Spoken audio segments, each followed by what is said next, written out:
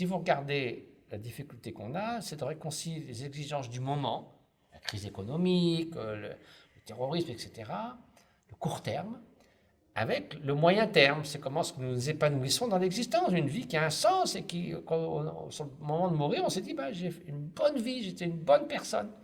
Et puis, un défi nouveau, qui est celui du sort des générations à venir. Parce qu'il y a encore 200-300 ans, notre impact sur le sort des générations à venir était minime. Il y a 10 000 ans, il y avait 5 millions d'êtres humains sur Terre. Ils ne pouvaient pas faire beaucoup de dégâts. Maintenant, nous déterminons aujourd'hui le sort des générations à venir de milliards et de milliards d'êtres humains. Donc, l'égoïste ne peut pas gérer cette question. Parce que si vous en fichez des générations à venir, il n'y a pas de problème de l'environnement. Il n'y en a plus.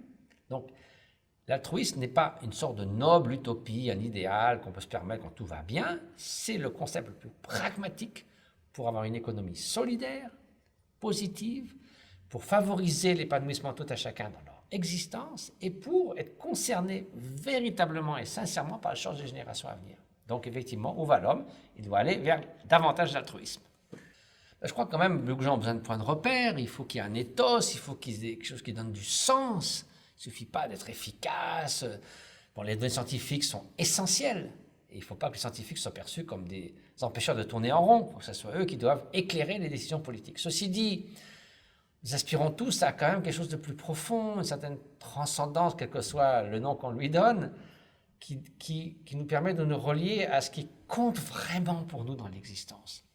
Et si les grandes religions, au lieu de servir de drapeau de ralliement pour monter les uns contre les autres, sont au contraire fondées sur ce qui nous unit tous, la règle d'or, c'est-à-dire l'amour du prochain, eh bien là, nous pouvons effectivement contribuer à un monde meilleur, au lieu de contribuer à souvent le rendre le plus tragique.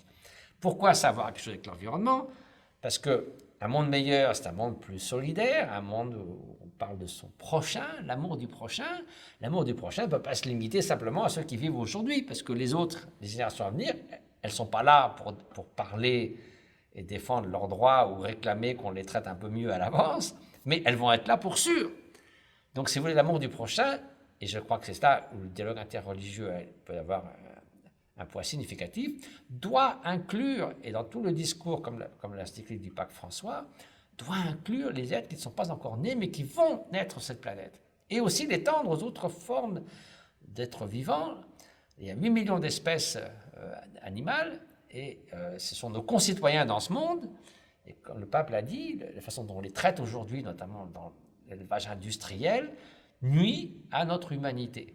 Donc je crois que là, la religion a un message très fort qui doit s'inscrire dans un ensemble, le message politique, le message scientifique, et on ne peut pas laisser tout ce grand aspect de la nature humaine qui est cette aspiration à quelque chose de plus grand qui dépasse l'individu.